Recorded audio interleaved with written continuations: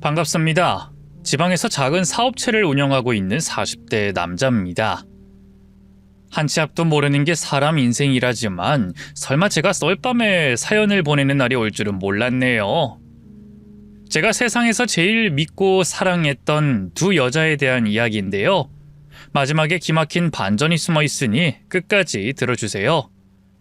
그럼 시작해 보겠습니다. 여러분의 첫 이별 상대는 누구였나요? 얼굴만 봐도 설레던 첫사랑, 새끼 때부터 키우던 강아지, 학교에서 하루 종일 붙어있던 단짝 친구. 세상에 무수한 헤어짐만큼이나 다양한 대답이 나올 것 같은데요. 제 첫 이별 상대는 다름 아닌 아버지였습니다. 아버지는 바닷일을 하던 선원이었는데요. 제가 6살이 되던 해 선박이 뒤집히는 사고로 목숨을 잃으셨죠. 워낙 어린 나이에 아버지가 돌아가셨기 때문에 사실 당시 기억은 흐릿합니다. 장례식장에서도 그저 엄마가 울기에 멋모르고 따라 울었고요. 저를 불쌍하게 보는 문상객들의 품에 안겨 위로받았던 기억만 어렴풋이 남아 있습니다. 이후 엄마는 홀로 저를 키우기 위해 악착같이 일하셨죠. 시장에 나가 생선을 파는가 하면 남의 집 파출부 일도 하고요. 건물 청소부터 한밭집 설거지까지 돈이 되는 일이라면 뭐든 다 하셨네요. 자연스레 엄마의 고왔던 얼굴은 점점 거칠어지고 주름이 들어갔고요. 허리며 팔다리며 성한 곳이 하나도 없게 됐죠. 엄마는 제 앞에서 결코 힘든 내색을 하지 않았지만 엄마가 저 때문에 고생한다는 걸 모를래야 모를 수가 없었어요. 잘하면 잘할수록 엄마의 희생은 제게 부채감을 심어줬죠. 밤마다 엄마가 끙끙 앓는 소리를 들을 때마다 얼마나 괴로웠는지 모릅니다. 하루빨리 어른이 돼 엄마의 짐을 덜어드리고 싶다는 생각뿐이었죠. 그런 제가 대학 진학을 포기하려 했던 건 어찌 보면 당연한 일이었어요. 공부를 썩 잘하는 것도 아니었고 학벌에 대한 욕심이 있는 것도 아니었으니까요. 사람들이 이름도 모르는 대학에 가서 돈과 시간을 허비하느니 바로 일자리를 구해 가게에 보탬이 되는 편이 낫다고 판단했죠. 하지만 엄마의 생각은 달랐어요. 청구가, 그래도 네가 우리 김씨 가문의 하나뿐인 장손인데 대학은 가야지. 너보다 공부 못하는 애들도 다 간다는데 어떻게 너만 안 가? 엄마도 참, 대학이 뭐 남들 간다고 다 따라가는 곳인가? 그냥 가고 싶은 사람만 가면 되는 거지. 난 바로 취업하고 싶어. 돈 때문에 그런 거면 걱정하지 마라. 엄마가 열심히 돈 벌고 있는데 뭘. 네 대학 등록금 정도는 충분히 모아뒀어. 돈 때문에 그런 거 아니야. 그냥 가야 할 필요성을 못 느껴서 그런 거지. 그쯤 얘기하면 엄마도 제 뜻을 따라줄 줄 알았어요. 하지만 웬걸, 한참을 침묵하던 엄마의 두 눈이 촉촉해지더군요. 아버지가 돌아가신 뒤로 제 앞에선 늘 강하고 의연한 모습만 보여주던 엄마였어요. 그런 엄마가 제 앞에서 눈물을 보이다니 정말 얼마나 당황했는지 모릅니다. 엄마, 갑자기 왜 울고 그래? 정구가, 엄마 욕심일지 모르겠지만 엄마는 네가 남들처럼 대학에 가서 친구들하고 추억도 쌓고 연애도 하고 그렇게 살았으면 좋겠다. 남들 다 누리는 걸 내 자식만 못 누린다고 생각하면 가슴이 찢어져. 엄마가 이렇게 부탁하마. 대학까진 졸업하거라, 응? 엄마가 그렇게까지 얘기하는데 더는 싫다고 할 수가 없었어요. 결국 저는 뒤늦게 진학반에 들어갔고요. 반벼락치기로 대학 입학시험을 치렀죠. 기왕 비싼 돈 들여가는 거 취업이 잘 되는 곳으로 가고 싶었는데요. 그쯤 여행 산업이 한창 뜨고 있을 때라 담임 선생님이 관광학과를 추천해 주셨어요. 운 좋게 인근 지역에서 나름 관광학과로 유명한 전문대에 들어갈 수 있었죠. 대학 생활은 즐거웠어요.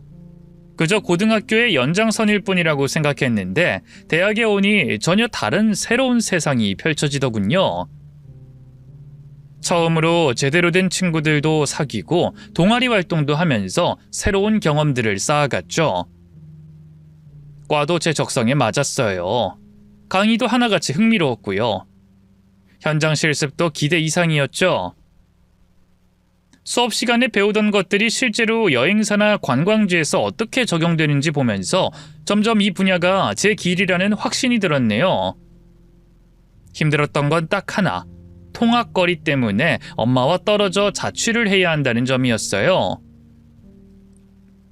엄마도 타지에 자식을 보내고 홀로 지내는 게 많이 불안했을 텐데 제 앞에선 한 번도 내색한 적이 없어요. 그저 늘 제 대학 생활을 응원해 주셨죠. 매번 통화할 때마다 엄마는 잘 지내니까 신경 쓰지 말고 너나 챙겨. 밥 거르지 말고 친구들하고 싸우지 말고 알았지? 하고 당부하는 엄마의 목소리를 들으면 더 열심히 하고 싶은 마음이 들었죠. 그렇게 하루하루 바쁘게 살다 보니 어느새 졸업이 코앞이었어요. 동기들 대부분이 여행사나 호텔 혹은 리조트로 취업 노선을 정했는데요. 저는 어쩌다 보니 관광 가이드로 일하게 됐어요. 방학 때 하던 알바가 2년이 돼 졸업하자마자 그 회사에서 저를 불러줬거든요. 이 관광 가이드라는 게 대부분 프리랜서라 벌이는 크지 않았지만 그래도 일 자체는 마음에 들었어요. 어느 정도 연차가 찬 뒤로는 고향으로 내려가 크루즈 여행 전문 가이드로 활동했죠. 제 전문성도 키우고 엄마와 다시 같이 살 수 있다는 점이 무엇보다 좋았습니다. 근데 엄마는 제가 크루즈에서 일하는 걸 별로 좋아하지 않았어요. 죽은 아버지처럼 저도 바다에서 사고를 당할까 두려우셨던 거죠. 하지만 엄마의 우려와 달리 바다는 늘 제게 좋은 일들만 선물해줬죠. 아내를 만난 것도 그중 하나였어요. 제가 가이드를 담당하게 된 승객 중 한 명이었는데요. 여행 내내 자꾸만 눈이 마주치고 대화가 이어지더군요. 대학 때도 몇 번 연애를 해봤지만 그렇게 마음 가는 여자는 처음이었어요. 아내도 마찬가지였던지 여행 마지막 날 먼저 제게 번호를 물어보더군요. 그렇게 저희는 크루즈 밖에서도 자연스럽게 만남을 이어가게 됐고요. 1년간의 열애 끝에 결혼에 꼴이 나게 됐죠. 사실 아내는 제 주제엔 맞지 않을 만큼 대단한 집안 아가씨였어요. 장인어른이 미국 유명 대학 교수라 어릴 때부터 쭉 해외살이를 했는데요. 성인이 되고 고국이 너무 그리워 홀로 다시 한국으로 돌아왔다고 했죠. 집도 잘 살아서 딱히 일 같은 것도 하지 않고요. 여기저기 여행 다니고 그림이나 피아노 같은 취미 생활을 즐기며 지냈더군요. 뭐 어떻게 보면 저와는 정반대 사람이었죠. 그래서인지 엄마는 결혼 전부터 이런저런 걱정이 많았어요. 제가 좋다고 하니 차마 반대하진 못하셨지만 아내가 집에 올 때마다 눈에 띄게 불편해하셨죠. 그리고 그건 결혼 후 한 집살이를 시작한 뒤로도 달라지지 않았네요. 아내가 한부모 가정인 저를 배려해준 덕분에 시작한 합가였는데요. 살갑게 구는 아내와 달리 엄마는 아내를 피하기 일쑤였죠. 어머님, 오늘 저녁은 제가 준비할게요. 어머님 매운탕 좋아한다고 하셨죠? 제가 텔레비전에서 조리법 보고 적어뒀어요. 맛있게 끓여드릴게요. 아유, 됐다. 곱게 자란 아가씨가 무슨 부엌 일을 한다고. 저녁은 내가 차릴 테니까 넌 들어가서 네 할 일 하거라. 아니에요, 어머님. 저도 해버릇 해야죠. 그럼 어머님이 요리하실 때 옆에서 거들게요. 아이, 글쎄, 됐대도.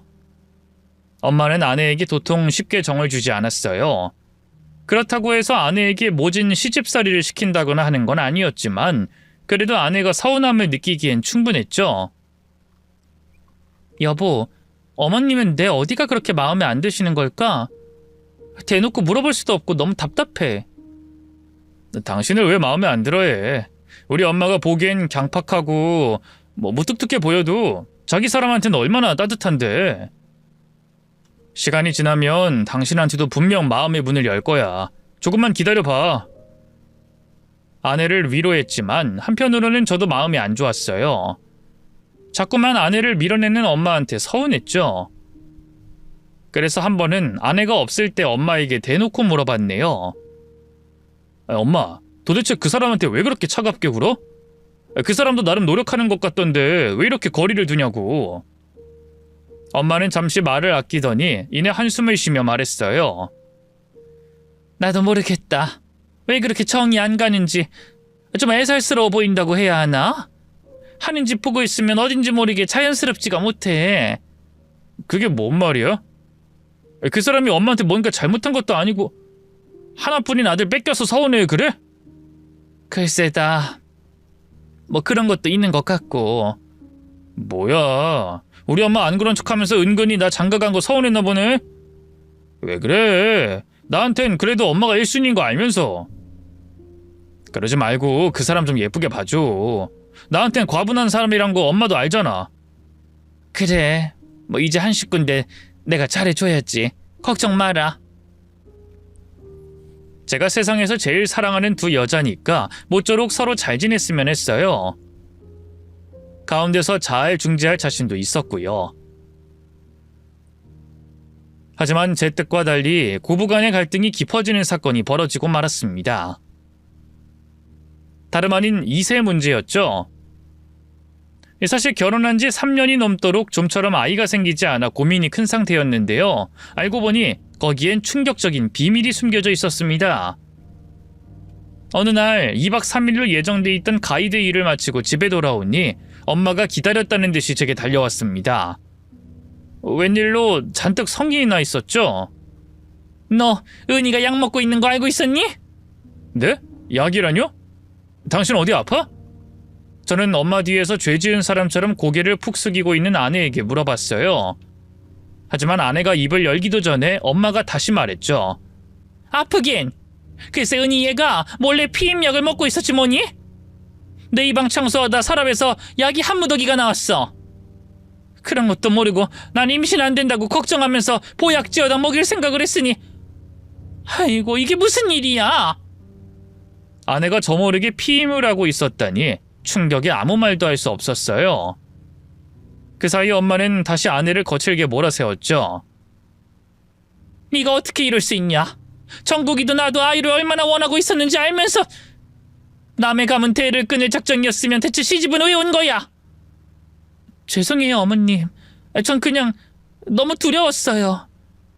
어머님은 여전히 저한테 대면대면하신데 아이를 낳으면 또 어떨지, 잘 못 키운다고 구박하진 않으실지, 육아 문제로 갈등이 생기진 않을지 여러 가지로 걱정이 됐어요. 이 사람은 한 달에 반 이상은 바다에 있는데 꼼짝없이 저 혼자 어머님이랑 애를 상대해야 하잖아요. 뭐? 그럼 지금 네가 몰래 피임하던 게 다 나 때문이라는 거야? 아니요, 꼭 그렇다는 게 아니라 그냥 모든 게 다 두려웠어요. 한 아이의 엄마가 된다는 것도 그렇고요. 그래도 진작에 얘기를 했어야 하는데 죄송해요. 아내는 창백하게 질린 얼굴로 덜덜 떨기만 했어요. 그 모습을 보고 있자니 저도 모르게 측은지심이 들더군요. 어쨌든 제가 사랑하는 하나뿐인 반려자였으니까요. 또 아내의 고민도 어느 정도 이해할 수 있었어요. 결혼한 사람들이 의뢰 다 아이를 갖는다고 해도 그 부담감이 누구에게나 똑같은 무게로 다가오는 것은 아니니까요. 당신이 어떤 마음으로 그랬는지 이해해. 그래도 미리 말해줬다면 더 좋았을 것 같아. 한참의 침묵 끝에 조심스럽게 입을 열었어요. 그러자 아내가 울면서 고개를 숙였죠. 미안해 여보. 나도 말하려고 했어. 이런 식으로 알릴 생각은 없었는데. 괜찮아. 어쨌든 아이 문제는 우리 둘이서 좀 더 고민해보자. 그때 잠자고 있던 엄마가 갑자기 끼어들었어요. 아무리 그래도 애는 낳아야지. 자식을 키우는 게 얼마나 큰 행복인데 그걸 포기한다고? 엄마, 요즘 애들 안 낳고 사는 부부도 많아. 그런 사람들이 얼마나 된다고? 지금이야 젊은이 둘이서 얼굴만 봐도 좋지만 늙어봐라. 자식한테 기대지 않고 못 사는 법이야. 일단 이 사람하고 다시 얘기해 볼게. 엄마는 못마땅한 표정으로 들어가 버렸고요. 아내는 닭똥 같은 눈물을 뚝뚝 흘리기 시작했어요. 그 사이에서 참 난감하더군요. 어떡해 여보. 어머님 나한테 많이 화나셨나 봐. 안 그래도 나 별로 안 좋아하시는데. 괜찮아. 당신이 몰래 피임하고 있던 것 때문에 속상해서 그러신 거지. 시간 지나면 나아질 거야. 하지만 이후 엄마는 아내에게 냉랭하기만 했어요. 뒤에서 몰래 음험하게 자신과 저를 속였다면서 도통 믿음이 가지 않는다고 하더군요. 아내는 아내대로 집에 있는 게 가시방석이라 어쩔 줄 몰라 했죠. 제 직업 특성상 한번 배를 타면 짧게는 2, 3일, 길게는 일주일 이상 집에 돌아오지 못하는 경우가 왕왕 있었는데요. 그럴 때마다 아내는 언제 돌아오냐며 제 귀가를 채근했네요. 여보, 이번엔 며칠이나 가? 설마 저번처럼 꼬박 일주일은 아니지? 저번엔 해외라서 그랬던 거고 이번엔 2박 3일 일정이라 금방 돌아올 거야. 아직도 엄마가 많이 불편해? 불편하다기보단 어머님이 나한테 너무 정을 안 주시니까. 당신이 먼저 다가가려고 노력도 좀 해봐. 아내는 뭔가 하고 싶은 말이 있는 사람처럼 한참을 꾸물거렸어요. 그러다 뜻밖의 말을 하더군요. 여보, 우리 그냥 따로 분가하면 안 돼? 뭐? 분가? 어머님이랑 같이 지내는 거 솔직히 많이 힘들어. 어머님도 아직 정정하시고 우리도 신혼다운 신혼을 못 즐겼는데 단 몇 년이라도 나가 살면 안 될까? 글쎄. 근데 결혼할 때도 내가 얘기했었잖아. 여보, 외아들이라서 엄마는 꼭 내가 모셔야 해. 제 말에 일순 아내의 얼굴이 일그러졌어요. 누가 모시지 말제? 모시는 건 나중에 어머님 좀 더 나이 들고 아플 때여도 되잖아. 아내의 날카로운 반응에 얼마나 놀랐는지 몰라요. 아내 역시 당황했는지 다급하게 제 손을 잡고 사과하더군요. 미안해 여보. 내가 요즘 어머님 때문에 너무 예민했던 것 같아. 아무리 그래도 당신한테 이렇게 소리 지르면서 따지면 안 되는 건데. 울먹거리는 아내의 손을 잡고 애써 감정을 추스른 채 입을 열었어요. 아니야, 나야말로 미안해. 당신이 이렇게까지 힘들어하는 줄 몰랐어. 내 분간은 한번 진지하게 고민해 볼게. 아니야, 내가 괜한 소리 했어. 얼른 나가봐, 늦겠다. 조심히 다녀와. 아내는 애써 아무렇지 않은 표정으로 저를 배웅했어요. 일하러 나가는 발길이 어찌나 무겁던지 아내와 엄마, 제가 사랑하는 두 여자 사이에서 도대체 어떤 선택을 내려야 하는지 알 수가 없었네요. 승선에서도 도무지 일이 손에 잡히질 않더라고요. 그런데 웬걸 제 고민은 의외로 쉽게 해결되고 말았어요. 2박 3일 일정을 마치고 집에 돌아왔는데요. 웬일로 아내 기분이 몹시 좋아 보이더군요. 설거지를 하면서 콧노래까지 흥얼거리더라고요. 그리고 그날 밤 아내가 제게 뜻밖의 제안을 했어요. 여보, 우리 그냥 애기 낳자. 뭐? 당신 진심으로 하는 말이야? 그럼 이런 말 설마 농담으로 하겠어? 갑자기 마음이 왜 바뀐 건데? 나 원래 좀 변덕스럽잖아. 좋은 엄마가 될 수 있을지 자신 없었는데 일단 낳으면 어떻게든 되겠지 뭐. 무엇보다 어머님이 좋아하실 거고. 그렇게라도 어머님 마음에 들 수 있다면 내가 희생해야지. 확 달라진 아내의 태도에 얼마나 감격했는지 몰라요. 역시 제가 선택한 여자답다는 생각이 들더군요. 고마워 여보, 정말 고마워. 고맙긴, 나도 좋아서 애 갖자고 하는 건데. 이후 저희 부부는 임신을 위해 최선을 다했어요. 아무래도 제가 나이가 있어서 쉽게 애가 들어서진 않으면 어떡하나 걱정이 컸는데요. 삼신할미가 제 편인 건지 몇 달 뒤에 그토록 바라던 아이가 생겼습니다. 아내로부터 처음 그 사실을 전달받았을 때 얼마나 기뻤는지 몰라요. 한심하지만 눈물까지 찔끔 흘렸죠. 그토록 손주를 바라던 엄마 역시 기뻐하긴 마찬가지였네요. 은희야, 먹고 싶은 거 있으면 뭐든 다 말하거라. 무거운 거 절대 들지 말고 조심 또 조심해. 네가 부모님이 다 해외에 계시니 날 친정엄마처럼 생각하고 뭐든 필요한 게 있으면 다 얘기하렴. 그렇게 말씀해 주셔서 정말 감사합니다, 어머님. 엄마는 그 뒤로 완전히 다른 사람이 됐어요. 불면 날아갈세라 쥐면 꺼질세라 조심스럽게 아내를 대했고요. 아내가 먹고 싶다는 게 있으면 아무리 손이 많이 가는 음식이라도 다 만들어줬네요. 급격하게 좋아진 고부 사이를 보면서 얼마나 기뻤는지 몰라요. 아이가 태어나면 그 아이를 매개로 두 사람이 더 친해질 테고 그럼 이젠 아무런 문제도 없을 거라고 생각했죠. 하지만 행복은 그리 길지 않았어요. 그로부터 약 2달 뒤 해외 크루즈 여행이 잡혀서 생각보다 오래 집을 떠나 있어야 했는데요. 일주일쯤 집을 비운 뒤 돌아오니 청천벽력 같은 일이 저를 기다리고 있었어요. 바로 아내의 유산 소식이었죠.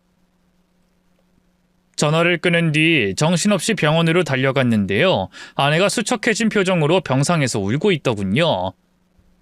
여보, 방금 그게 대체 무슨 말이야? 우리 튼튼이가 어떻게 됐다고? 미안해 여보. 나도 우리 튼튼이 지키고 싶었는데 어머님이... 아내는 차마 뒷말을 잇지 못한 채 울음을 터뜨렸어요. 엄마 역시 아내의 옆에서 눈물을 감추지 못했죠. 내가 죄인이다 청구가. 옥상에서 빨래 걷고 내려오다 미끄러지는 바람에 아래에 있던 새아가가 깔리면서 그만... 누구의 잘못이라고 할 수 없는 불운한 사고였어요. 하지만 그렇기에 더욱더 끔찍했죠. 아내는 몇 날 며칠 식음을 전폐하며 눈물만 흘렸습니다. 저 역시 헤어나올 수 없는 상실감과 슬픔으로 제정신이 아니었네요. 엄마는 엄마대로 죄책감에 어찌할 바를 몰라 했어요. 아내도 저도 엄마를 원망하는 말은 한마디도 하지 않았지만 마음 한구석에서는 자신이 이 모든 일의 원흉이라는 생각을 떨치지 못하셨던 거죠. 결국 어느 날 엄마가 짐을 챙기며 그러더군요. 정구가, 내가 여기 있어봐야 너랑 은희에게 짐 만들 것 같구나. 너희랑 좀 떨어져 있는 게 맞는 것 같다. 당분간 네 이모네 집에 가 있을게. 뭐? 갑자기 왜 그래 엄마? 그건 사고였잖아. 엄마 잘못 아니라고. 내 잘못이 아예 없다고는 할 수 없잖니. 생전 안 미끄러지던 그 계단에서 왜 하필이면 그때 미끄러졌던 건지. 난 무섭다 정구가. 은희가, 새아가가 내가 일부러 자기를 미워해서 그랬다고 생각할까 봐. 말도 안 되는 소리 하지 마. 그 사람이 왜 그런 생각을 하겠어. 사람 속은 모르는 거야. 더군다나 자식 잃은 애인데 지금 정상적인 사고가 가능하겠어? 내가 많이 밉고 원망스러울 거다. 그게 당연해. 그러니 당분간 떨어져 있자꾸나. 이게 은희와 나 둘 모두를 위한 길이야. 제가 붙잡을 새도 없이 엄마는 조용히 집을 나가셨습니다. 그리고 아예 저와 연락조차 하지 않으셨죠. 나중에 이모를 통해 들으니 이모네서도 오래 있지 않고요. 조카들 눈치가 보여서 따로 원룸을 얻어 거처를 옮겼다고 하더군요. 그런 엄마를 찾아가 돌아오라 얘기할까 고민도 해봤지만 아내가 받은 상처를 생각하면 차마 그럴 수도 없었네요. 엄마 말처럼 당분간은 떨어져 있는 게 서로를 위해서 나을 것 같더라고요. 다행히 아내는 조금씩 충격에서 헤어나왔고요. 해외에 있는 부모님과 자주 연락하는 것 같더니만 점점 얼굴이 밝아졌죠. 그런 아내를 보면서 저도 한시름 났고요. 그렇게 저희 부부는 다시 일상을 찾아가는 듯 보였는데요. 그때만 해도 꿈에도 몰랐어요. 더 끔찍한 절망의 구렁텅이가 기다리고 있을 줄은 말이죠. 시간은 화살처럼 빠르게 흘러 계절이 3번 바뀐 어느 날이었어요. 평소처럼 관광 일정에 맞춰 크루즈에 올라탔는데요. 이틀 차에 비상 연락 시스템을 통해 생각지도 못한 소식이 전해졌어요. 바로 엄마가 위독하다는 소식이었죠. 늘 정정하던 엄마가 갑자기 위독이라니 얼마나 당혹스러웠는지 몰라요. 일단 가까운 항구에 정박해 바로 병원에 연락을 다시 취했는데요. 웬걸 병원 관계자는 너무나 끔찍한 이야기를 전했습니다. 죄송합니다. 저희도 최선을 다했습니다만 환자분이 조금 전 사망하셨습니다. 뭐라고요? 대체 그게 무슨 말도 안 되는... 일단 최대한 빨리 와주시죠. 기다리겠습니다. 무슨 정신으로 병원까지 달려갔는지 모르겠어요. 제발 아니길 바랬건만 저를 맞이한 건 싸늘하게 식은 엄마의 죽음뿐이었네요. 익사사고였다고 하더군요. 바다에 빠져 의식 없는 엄마를 지나가던 고깃배가 발견하고 구해냈다고. 아버지에 대한 기억 때문에 바다는커녕 얕은 물가에 가는 것도 좋아하는 엄마였어요. 그런 엄마가 혼자 바닷가에 왔다가 물에 빠지는 사고를 당했다니 도무지 이해가 되지 않았죠. 의사 역시 의아해하더군요. 그래도 바닷가 마을에서 나고 자란 분이니 수영을 못하시진 않을 텐데 저항한 흔적이 하나도 없습니다. 어디에 부딪힌 건지 머리 뒤에 큰 상처도 있고요. 여러모로 수상한 점이 많아서 아드님에게 연락하고 바로 경찰에도 신고를 했습니다. 아드님이 한국 들어오는 동안 수사가 시작된 것 같으니 경찰하고도 한번 얘기를 나눠보시죠. 그게 무슨 말씀이죠? 그럼 저희 엄마가 돌아가신 게 단순한 사고가 아닐 수도 있다는 말입니까? 전 경찰이 아니니까 함부로 얘기를 못하겠습니다만 여러모로 이상한 점이 많은 죽음인 건 확실합니다. 의사의 말은 가뜩이나 충격에 빠져있던 저를 더욱더 공황 상태로 만들었어요. 한참이나 엄마의 죽음 앞에서 넋놓고 있었는데요. 옆에 같이 있던 이모가 뒤늦게 제 와이프를 찾더군요. 그러고 보니 정구가 네 처는? 네. 네, 집사람이요? 집사람도 불러야죠. 저는 뒤늦게 아내를 떠올리고 전화를 걸었어요. 그런데 웬걸 핸드폰이 꺼져 있다고 나오더군요. 잠시 장례를 미루고 집에 가봐야 하나 어째야 하나 고민했는데요. 뜻밖의 인물이 절 찾아왔어요. 다름 아닌 경찰이었죠. 아마 의사가 제가 한국에 도착했다고 연락을 한 것 같더라고요. 경찰과 일단 엄마의 사고에 대한 이야기를 가볍게 나눴는데요. 이윽고 경찰이 너무나 충격적인 말을 꺼내더군요. 김정국 씨, 알고 계시는지 모르겠지만 아내분이 실종됐습니다.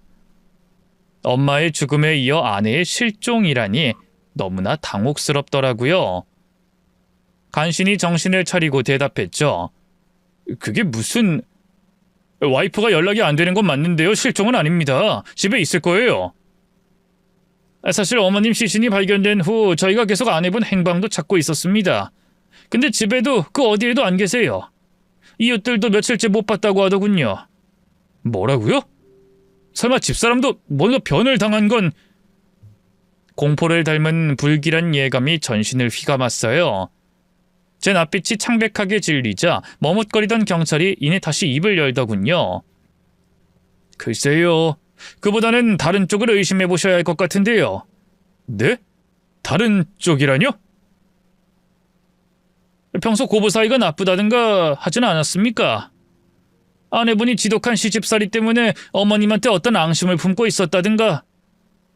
어떤가요? 남편분한테도 자주 불만을 표시했나요? 그제야 경찰이 무슨 의심을 하는지 깨달았어요. 황당하다 못해 기분이 나쁘더군요. 무슨 말도 안 되는 생각을 하시는 겁니까? 집사람과 엄마는 평소 아무 문제 없었어요. 그런 추측 몹시 불쾌하군요. 경찰에겐 딱 잡아댔지만 가슴 한켠이 서늘해지는 건 어쩔 수 없었어요. 돌아가신 엄마 때문에 아내가 유산한 건 사실이었으니까요.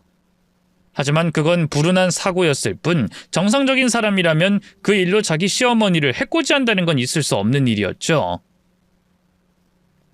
아내 또한 단 한 번도 엄마를 원망한 적 없었고요. 괜히 사건 조사에 진전이 없으니까 저희 집사람 걸고 넘어지는 거 아닙니까? 쓸데없는 추리 마시고 저희 엄마 사고는 한 점 의혹 없이 잘 처리해 주시고요. 집사람은 집사람대로 열심히 찾아주시죠. 둘 사이엔 아무 연관점도 없으니까요. 제가 강하게 나가니 경찰도 실종 신고만 해두겠다고 하고는 꼬리를 내리더군요. 뒤늦게 정신을 수습하고 일단 엄마 장례부터 치렀어요. 아무리 불효자식이라도 마지막 가시는 길만큼은 편하게 보내드리고 싶었죠. 그 사이에도 아내의 실종에 대한 수사는 진척이 없었고요. 저는 아내 역시 엄마와 마찬가지로 큰 사고를 당한 게 아닐까 불안에 떨어야만 했습니다. 어찌저찌 엄마의 장례를 치르고 나니 마음이 참 이루 말할 수 없을 만큼 헛헛하더군요. 집으로 돌아와 아무 생각 없이 잠만 잤는데요. 문득 주머니 속에 넣어뒀던 전화벨이 울려 얼른 받았어요. 아내일까 해서 말이죠. 하지만 상대는 엄마가 새들어 살던 집 주인이었어요. 방을 정리해야 하니 빨리 짐을 빼달라고 하더군요. 그제야 엄마의 유품마저 제대로 챙기지 않았다는 사실이 떠올랐어요. 그래서 부랴부랴 엄마가 살던 집으로 향했죠. 햇빛도 잘 들지 않는 낡은 반지하 방이었는데요. 이런 곳에서 혼자 시간을 보냈을 엄마를 생각하니 또다시 가슴이 미어지더라고요. 낡은 옷가지와 몇 안 되는 화장품, 책 몇 권, 초라한 엄마의 짐을 챙기던 바로 그때였어요. 갑자기 밖에서 문 열리는 소리가 나더니 누군가 안으로 들어오더군요. 에이 씨발 왜 이렇게 문이 안 열려. 오빠 조용히 좀 해. 이러다 들키겠어. 두 남녀의 목소리에 저는 후다닥 옷장 안으로 들어가 숨었어요. 지금 생각해보면 왜 그랬는지 모르겠는데 아마도 본능적으로 위험하다는 생각을 했던 것 같아요. 잠시 후 방문이 열리고 낯선 침입자들이 모습을 드러냈는데요. 양아치 같은 남자가 먼저 들어서더니만 자기 뒤를 따라 들어오는 여자 허리를 끈적하게 쓰다듬더군요. 야, 우리 여기서 한판 할까? 오랜만에 실내 들어와서 그런가 갑자기 나 너무 하고 싶은데. 미쳤어? 짐승도 아니고 갑자기 웬 발정이야.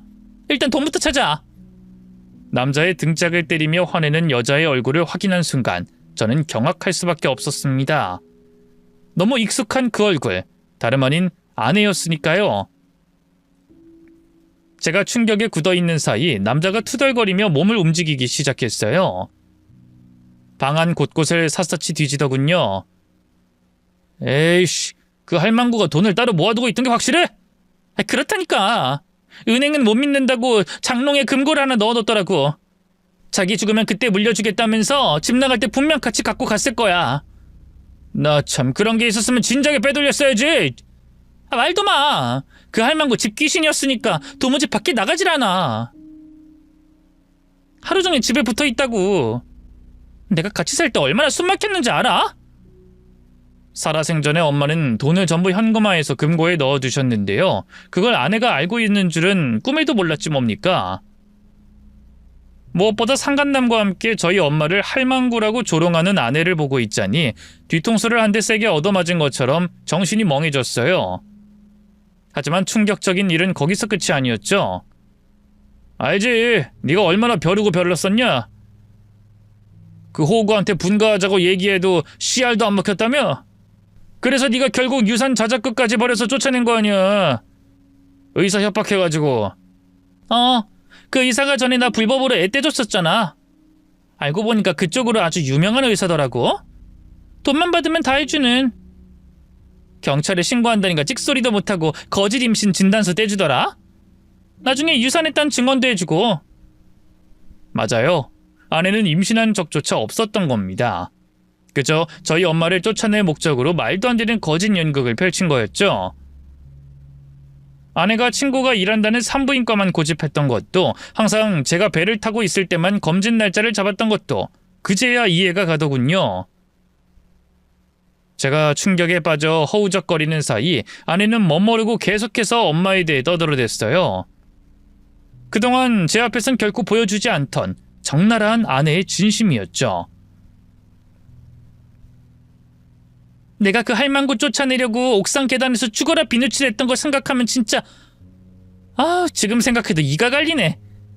내가 잠깐 눈에 뭐가 씌었던 게 분명해. 못하자고 그런 혹 달린 남자랑 좋다고 결혼했을까? 오빠랑 헤어지고 내가 잠깐 어떻게 됐었나 봐. 다 자업자득이야. 나 버리고 딴 놈이랑 갈아타서 하늘에서 벌 준 거라고. 그 할망구가 너 계속 냉대했다며? 냉대라기보단 다 안다는 듯이 사람을 맨날 첫날 내려다봤지. 얼마나 기분이 못 같았는데. 이제 다 잊어. 그래서 이 오빠가 복수해줬잖냐. 시원하게 저 세상 보내드렸잖아. 남자의 입에서 나온 말에 심장이 쿵 발치까지 떨어지는 기분이 들었어요. 아무것도 모르는 아내는 고개를 주걱거리며 맞장구 치더군요. 맞아. 이미 죽고 없는데 새삼 열받아 할 필요 없지. 그래도 죽일 필요까지는 없었는데. 그 할망구 때문에 지금 우리 계획이 완전히 꼬였잖아. 원래는 돈 좀 더 모아서 조용히 튈 생각이었는데. 그럼 어떡하냐? 그 할망구가 집에 왔다가 너랑 내가 그렇고 그런 짓 하는 걸 다 보고 난리를 쳤는데. 내가 의도적으로 죽이려고 죽인 건 아니잖아. 몸싸움하다 지가 뒤로 자빠지면서 머리가 깨진 거지. 그러게 연락도 없이 집에 오긴 왜 와? 지가 먼저 싫다고 나가놓고. 그 할망구 명줄이 거기까지였던 거지. 얼른 금고나 찾아서 나가자. 경찰들이 냄새 맡기 전에 튀어야 돼. 아내의 실체를 알고 어느 정도 예상했던 일이지만 역시나 엄마를 살해한 건 아내와 아내의 내연남이었어요. 엄마가 외도 사실을 알고 따져 묻자 몸싸움을 하다 우발적으로 죽인 것 같더군요. 충격적인 진실 앞에서 분노로 온몸이 덜덜 떨렸어요. 불을 삼킨 것처럼 가슴이 뜨거워졌죠. 간신히 진정한 저는 일단 핸드폰을 꺼내 그 년놈들의 대화를 녹음했고요. 이윽고 이 쓰레기 같은 것들! 하고 악에 바친 고함을 지르며 장롱 밖으로 뛰쳐나갔어요. 갑작스러운 제 등장에 놀란 아내는 경악하며 그 자리에 주저앉았고요. 상간남 역시 벙찐 표정으로 저를 바라만 보더군요. 뭐야 당신? 대체 언제부터 거기 있었던 거야? 지금 그게 중요해? 장롱 안에서 다 들었어! 뭘 들었다는 거야? 뭐긴 뭐야? 네가 저 상간남이라 손잡고 우리 엄마 해코지했잖아! 이 쓰레기 같은... 제 노성의 아내의 얼굴이 더욱 헬스케졌어요. 아니야! 여보, 뭔가 오해가 있는 모양인데... 아무튼 그런 거 아니야. 이 사람도 그냥 친구고... 친구? 넌 친구랑 그렇게 찰싹 붙어서 스킨십하고 난리냐? 장롱 안에서 내 두 눈으로 똑똑히 보고 두 귀로 똑똑히 들었으니까 더는 잡아댈 생각 마! 되도 않는 변명을 늘어놓으려던 아내는 시동이 멈춘 차처럼 입을 꽉 물었어요. 그러자 그때까지 잠자코 있던 상간남이 인상을 쓰면서 뒷목을 긁더군요. 야, 그냥 묻어버리자. 저렇게 자기 엄마한테 가고 싶다고 난리를 치는데. 뭐? 안 돼. 여기서 일 더 키우면 진짜 위험한 거 몰라? 그럼 어떡해? 저 자식이 쥐새끼처럼 숨어서 다 듣고 있었다잖아. 이대로 그냥 살려두는 것도 위험해. 상간남의 말에 아내는 잠시 고민하는 눈치였어요. 그러다 갑자기 품속에서 칼을 하나 꺼내더군요. 그 모습을 보고 있자니 무섭긴커녕 헛웃음이 나더라고요. 네가 칼을 들면 뭐 날 해코지할 수 있을 것 같아? 여행 가이드 일이라는 게 입만 터는 것 같지만 상당히 체력을 요하는 일이거든요. 그래서 평소 권투, 태권도 같은 운동으로 체력을 다져놓은 저였어요. 삐쩍거린 남자 하나와 여자 하나 상대하는 것쯤 일도 아니었죠. 하지만 그렇다고 해서 제가 덩치가 크다거나 우락부락한 근육질 타입은 아니었거든요. 상간남도 제 몸을 훑어보고는 안심했는지 손을 까딱이더군요. 센님 주제 입만 살았네. 그래도 네 와이프 앞이라고 멋진 척하냐? 까부지 말고 덤벼봐. 어디 네가 그렇게 사랑하는 네 엄마 저승길 동무로 같이 보내줄 테니까. 그 입 안 닥쳐! 전 바로 상간남에게 달려들어 박치기를 했어요. 갑작스러운 일격에 당황한 상간남은 그대로 뒤에서 칼을 놓쳤고요. 저는 바로 떨어지는 칼을 발로 차서 저 멀리 날려버렸죠. 이 자식이 근데 한번 해보자는 거야! 흥분한 상간남이 제게 주먹을 날렸어요. 하지만 어찌나 폼이 엉성한지 맞아주고 싶어도 못 맞아주겠더군요. 저는 고개만 까딱이는 걸로 상간남의 주먹을 가볍게 피해버렸고요. 또 한 번 발을 날려 상간남의 가랑이 사이를 조준했습니다. 그리고 억소리도 못 내고 쓰러지는 놈의 어깨를 붙잡고 바로 배에다 주먹을 꽂았죠. 상간남은 별다른 반항도 못한 채 주저앉았는데요. 그 모습에 겁먹은 아내가 허둥지둥 밖으로 도망가기 시작했어요. 저는 황급히 그런 아내를 뒤쫓았습니다. 도망가긴 어딜 도망가! 거기 안 서! 여보, 내가 나중에 다 설명할게. 일단은 나 좀 그냥 보내주라. 어? 내가 미쳤다고 널 보내줘? 아내는 하얗게 질린 얼굴로 열심히 뛰기 시작했어요. 워낙 체구가 작고 가벼워서 그런지 바람처럼 빠르더군요. 점점 멀어지는 아내의 등을 보고 있자니 조급함이 몰려왔어요. 여기서 아내를 놓치면 끝이란 생각이 전신을 지배했죠. 저는 젖먹던 힘을 다해 미친 듯이 뛰기 시작했어요. 다행히 하늘은 제 편이었는지 일순 골목에서 튀어나온 자전거가 아내의 앞길을 가로막았어요. 놀란 아내는 비명을 지르며 뒤로 나동그라졌고요. 전 그대로 달려가 아내의 머리채를 낚아챘습니다. 여보, 내가 잘못했어. 제발 나 좀 살려주라. 그런 얘기는 우리 엄마가 죽기 전에 했어야지. 안 그래? 저는 아내의 뺨을 몇 번이고 반복해 때렸어요. 아내가 엉엉 울어도 절대 멈추지 않았죠. 아내는 비명을 지르면서도 어떻게든 살아보겠다고 말도 안 되는 궤변을 늘어놓더군요. 여보, 일단 진정 좀 해. 내가 지금 진정하게 생겼어? 당신 이렇게 나오면 후회할 거야. 당신이 지금 무슨 오해를 하고 있는지 다 알겠는데 그거 사실 아니야. 전부 다 거짓말이라고. 내가 다 설명할게. 설명할 테니까 일단 이것 좀 놓고. 웃기지 마. 더는 네 그 뻔뻔한 거짓말에 놀아나지 않을 테니까. 그동안 내가 얼마나 우스웠냐. 뒤에서 그 상간남이랑 붙어먹으면서 호구라고 나를 멸칭한 때마다 얼마나 뿌듯했어. 이 가증스러운 것. 니까지 쓰레기가 감히 우리 엄마를. 저는 아내와 상간남을 한 대 몰아넣고 분이 풀릴 때까지 흠씬 때려줬어요. 그렇게 얼마나 시간이 흘렀을까요?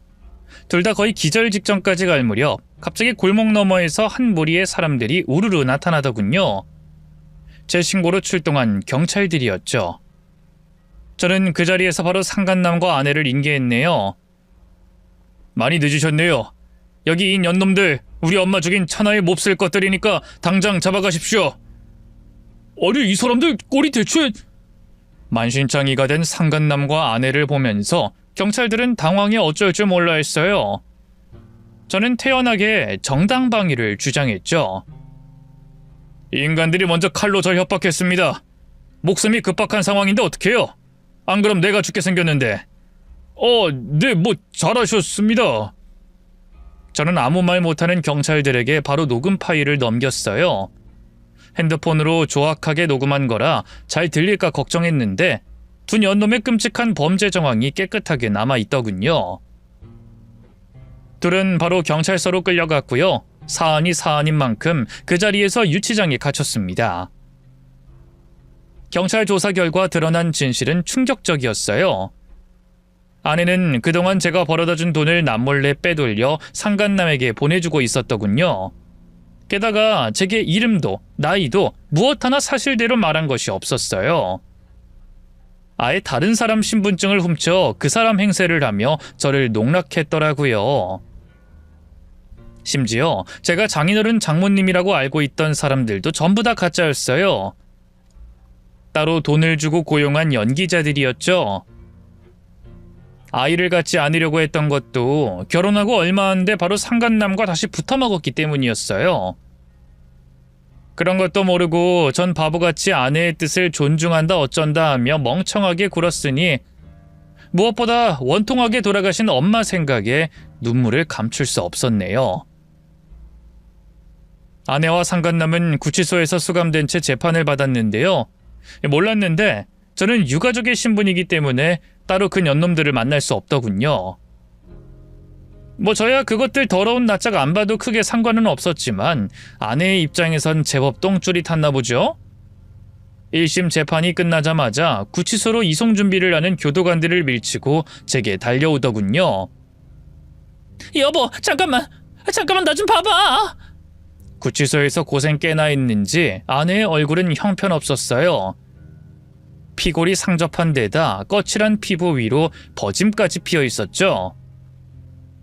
옛날 같았으면 그 모습이 너무 안쓰러웠을 텐데 그땐 그저 폭력적인 생각만 들더군요.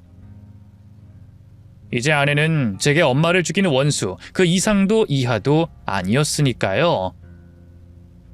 그런 제 마음을 아는지 모르는지 아내가 갑자기 제 발치에 무릎을 꿇고 매달렸어요. 여보, 나 정말 억울해. 당신은 내가 어머님한테 얼마나 잘했는지 알잖아. 내가 죽인 것도 아니고 강성철 그 인간이 몸싸움하다 죽인 건데 난 옆에서 같이 도왔을 뿐이야. 그걸 지금 말이라고 해? 도왔을 뿐이라고? 엄마 사이는 익사였어. 너네가 바닷가에 던져버리기 전까지만 해도 살아있었다고? 그때라도 병원에 데려갔으면 그랬음 우리 엄마는... 미안해 여보, 난 몰랐어. 강성철 그 인간 때문에 어머님이 뒤로 밀려나면서 탁자에 머리를 부딪혀서 깨졌고 피가 너무 많이 나서 난 당연히 죽은 줄 알았어. 그때라도 경찰에 신고했어야 하는데 너무 겁이 나서. 네가 저지른 비인간적인 짓이 그뿐인 줄 알아? 우리 엄마를 죽인 것도 모자라 돈까지 훔치려고 빈집을 덜러와. 넌 내 손에 죽지 않고 법의 심판을 받는 걸 다행으로 여겨야 돼. 맘 같아선 네 사지를 갈기갈기 찢고 싶은 심정이니까. 나도 협박 때문에 그랬어. 강성철 그 인간이 자기 사채비 빨리 갚아야 한다고 죽기 싫으면 자기한테 협박하라고 날 들들 볶았단 말이야. 얼마나 무서웠는데. 만약 끝까지 버텼으면 내가 죽었을지도 몰라. 아내는 시종일관 핑계와 변명으로만 일관했어요. 그 한심한 작태에 기가 막히다 못해 헛웃음이 나오더군요. 그래? 그럼 네가 죽지 그랬어. 제 차가운 대꾸가 예상 밖이었는지 아내의 얼굴이 멍해졌어요. 뭐? 당신 진짜 너무하다. 나한테 느끼는 배신감은 이해하는데 아무리 그래도 너무 심한 거 아니야? 진짜 나쁜 건 내가 아니라 강성철 저 자식이라고. 어머님을 안 죽이면 날 죽이겠다는데 어떡해? 대신 내가 죽기라도 했어야 당신 속이 시원했겠어? 그래, 차라리 네가 죽었어야지. 우리 엄마가 대체 무슨 잘못을 했는데? 진작에 네 그 더러운 본성을 꿰뚫어보고 저어하니까 음모를 꾸며서 내쫓아? 우리 엄만 너 때문에 마지막까지 자기가 손주를 죽였다는 죄책감에 시달리다 돌아가셨어. 애초에 손주는 존재하지도 않았는데. 근데 넌 그런 우리 엄마한테 미안해하진 못할 망정 해코지를 해? 네가 그러고도 인간이야? 미안해 여보. 정말 입이 10개라도 할 말이 없어. 그렇게 미안해? 네가 진심으로 미안하다면, 그렇다면 죽음으로 그걸 증명해 보든가. 뭐? 당신 너무한다 진짜. 아무리 그래도 어떻게 내 손으로 목숨을 끊겠어. 거 봐. 결국 넌 진심으로 뉘우치고 있지 않은 거야. 그냥 순간의 위기를 모면하기 위해서 또 뻔뻔스런 거짓말만 늘어놓고 있는 거지. 하지만 난 더 이상 너한테 뜯어먹히던 그 멍청한 호구가 아니거든. 네 그 예쁜 낯짝이 더는 네 끔찍한 죄를 덮어주지 않는다고. 아내는 눈물을 흘리며 뭔가 더 말하려 했지만 제 마음은 이미 돌아설 대로 돌아선 상태였습니다. 더는 그 말을 듣고 있을 이유가 없었죠. 저는 그대로 돌아섰고요. 이후 아내의 변호사 측이 요청한 처벌 불원서와 합의서 등도 전부 거절했습니다. 지리한 재판 끝에 전과가 있던 상간남은 무기징역을 선고받았고요. 아내는 무기징역 못지않은 긴 형량을 선고받았습니다. 불법으로 낙태 수술을 해주고 거짓 임신 진단서를 끊어줬던 그 의사도 결국 의사 면허를 박탈당했고요. 병원도 망해버려서 지금은 신불자로 산다고 하더군요. 제가 이렇게 글을 쓰고 있는 이 순간에도 아내는 차가운 감옥 안에 갇혀 고통받고 있겠죠. 맘 같아선 제 손을 더럽혀서라도 더 잔혹한 복수를 하고 싶지만 하늘에 계신 엄마가 뭘 원할까 생각하면 차마 그럴 수도 없네요. 엄마는 분명히 제가 모든 상처를 딛고 다시 평범한 일상으로 돌아가길 바라실 테니까요. 아직 제 마음속 상처가 너무 깊지만 이제는 엄마가 그토록 바라시던 대로 제 삶을 살아가야 할 때인 것 같습니다. 복수로 얼룩진 삶이 아니라 엄마가 자랑스러워할 수 있는 삶을요. 요즘 주변에 여자 소개해주겠다는 지인들이 참 많은데요. 아직은 새로운 사람을 만날 마음의 준비가 안 됐네요. 조금만 더 추억하면서 살고 싶은 어리석은 아들의 마음을 하늘에 계신 엄마도 이해해 주시겠죠? 여러분은 아직 부모님이 살아계시다면 저처럼 뒤늦게 후회하지 말고 마음을 다해 사랑과 감사를 표현하길 바랍니다. 자식의 효도라는 건 아무리 하고 또 해도 넘치는 법은 없는 것 같아요. 긴 얘기 들어주셔서 고맙습니다. 모두 건강하세요.